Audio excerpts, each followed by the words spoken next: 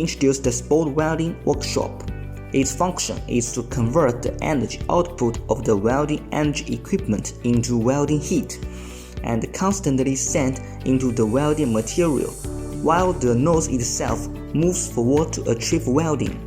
The automatic welding machine has an automatic wear feeding mechanism and a nose working mechanism to move the head forward. The joint connects the metal workpiece by melting or pressurizing or combining both. The introduction of the spot welding workshop has come to an end.